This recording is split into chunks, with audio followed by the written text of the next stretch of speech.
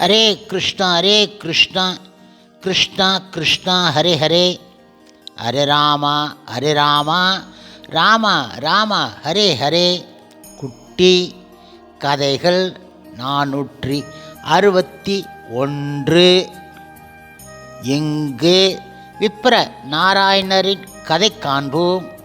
முன்பு ஒரு சமயம் தொண்டரடிப்பொடி ஆழ்வார் ஸ்ரீரங்கத்தை அடுத்து காவேரி கரையில் உள்ள திருமண்டங்குடி என்னும் கிராமத்தில் பிராமண குலத்தில் மார்கழி மாதத்தில் கேட்டை நட்சத்திரத்தில் ஸ்ரீ வைஜெயந்தி வனமாளிகா அம்சமாக அவதரித்து அருளினார். அவருக்கு விப்ர நாராயணர் என பெயரிட்டு காலோசித கர்மங்களையெல்லாம் முடித்தார்கள். எல்லா கலைகளிலும் ஆழ்வார் தேர்ச்சி பெற்றார். மற்ற விஷயங்களில் ஆசையற்றவராய் மானியாய் பெருமாளுக்கு திரு நந்தவனம் செய்து துளவத் தொண்டு ஆற்றி வந்தார். திருமுடி விளக்கமும் கூட செய்து கொள்ளாமல் வாழ்ந்து இருந்தார். அந்த சமயத்தில் திருக்கரம்பனூரில் தேவதேவி என்கின்ற வேசியை மிகவும் அழகியவளாக இருப்பவள் தன் தமக்கையோடும் தோழிகளோடும் அரசனை சேவித்து மீளும்போது வெயிலின் கொடுமையால் புஷ்ப விருட்சங்களால் சூழ்ந்து இருந்த விப்ர நாராயணரின் நந்தவனத்தில் ஒதுங்கினாள்.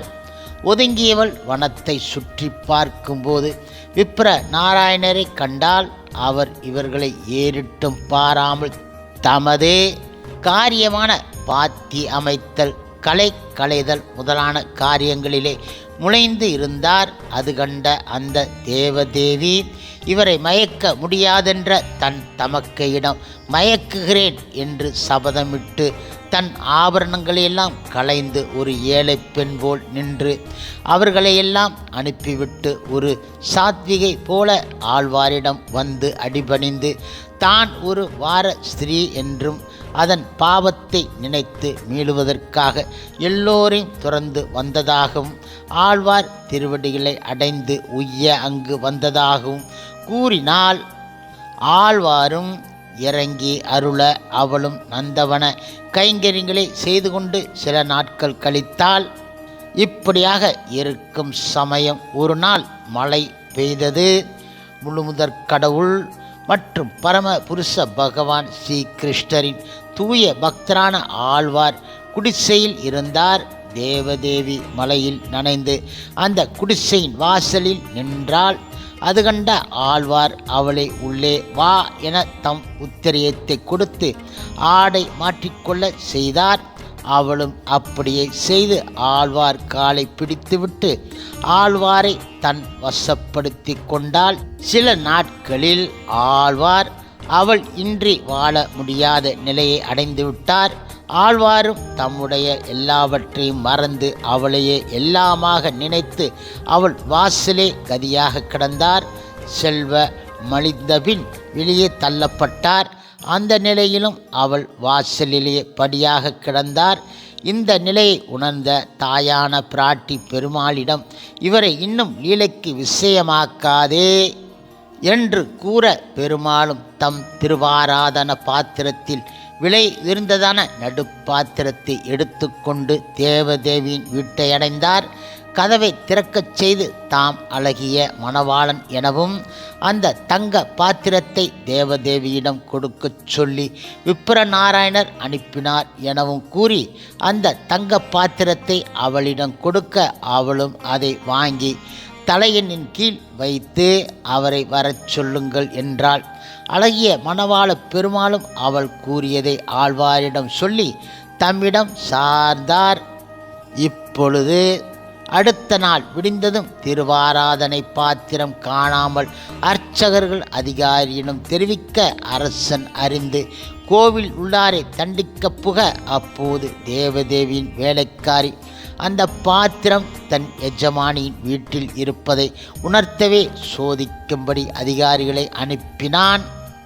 அவர்களும் வீட்டை சோதித்து தங்க பாத்திரத்தை எடுத்துக்கொண்டு தேவதேவியையும் விப்ர நாராயணரையும் அழைத்து போய் அரசனிடம் நிறுத்தினார்கள். இப்பொழுது அரசன் கூறினான், தெய்வ தங்க பாத்திரத்தை நீ வாங்கலாமோ என்ன?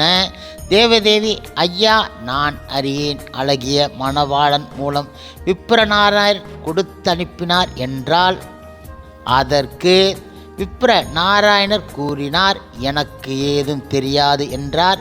மாறி மாறி இப்படியே இருவரும் கூற அரசன் தேவதேவியிடம் அபராதம் வாங்கி அனுப்பி ஆழ்வாரை நாளை விசாரிப்போம் என போக அன்று இரவு பெருமாள் அரசன் கனவில் அவர் நிரபராதி, அவருடைய பிராப்த வினையை அனுபவிக்க நாம் செய்த விளையாட்டு, அவரை விடுவியுங்கள், வேசியின் அபராத பணமும் நமக்கு வேண்டாம் என கூறினார்.